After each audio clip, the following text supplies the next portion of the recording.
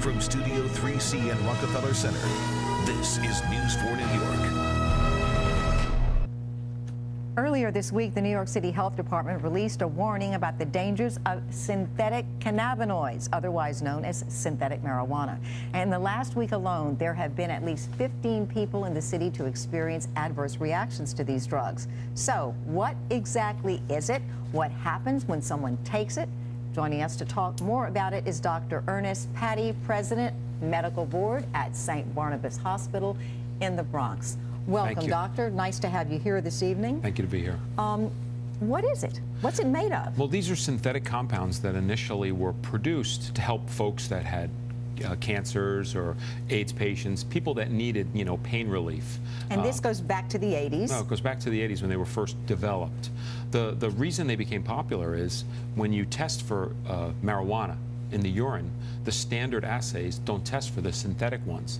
So a lot of folks, younger folks especially, were figuring we could take these and we'll never show up positive for a urine drug screen. How did these become street drugs? How did people get access to them? Well, what they were doing was selling them as like incense or potpourri or different types of organic herbs, and they would sell them at, botanical stores, bodegas, convenience shops, tobacco shops, because they were synthetically produced and not considered illegal marijuana. So folks would go and buy them, smoke them, but the problem is they haven't really been researched a lot, and the effects on the human body are tremendous. And what are those effects? Well, they basically mimic folks who come in overdosed on PCP, very similar. Agitation, violent behavior, paranoia, nausea, vomiting, seizures, things like that are very scary. And folks can come in different stages of decompensation. Some come in with elevated blood pressure, some with low blood pressures, making it very difficult for the clinician to appropriately treat this patient. So we have some mention on our screen there: agitation, anxiety, nausea, vomiting, high blood pressure, tremors, seizures, as you said, hallucinations, and paranoia. Because seizures are involved here, can this be fatal? In some cases, it can be fatal. Sure, if you come in and you have pre-existing medical conditions like diabetes, high blood pressure, atherosclerotic heart disease, things that are what we call comorbidities, these types of serious symptoms can contribute to possibly death in some cases from heart attack or stroke, things like that. I'm sure on the street this is not called synthetic marijuana. We have a list of street names here. No, we had some interesting street names. We had some very interesting names. Let me read some off to you. Yep. K2, Spice, Green Giant, Geeked Up, Caution, Smacked, Wicked X, AK-47, and legal marijuana. Yes, yes. So I guess no more. Very colorful names, definitely. Very.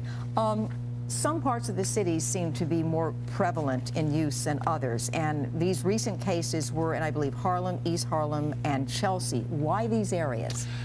Honestly, I don't really know the answer to that, but keep in mind, I'm sure cases like this have come in, and because we don't have a rapid, easily available test to test for synthetic cannabinoids in the urine, I'm sure we must have assumed that we were treating folks with PCP, overdose or intoxication.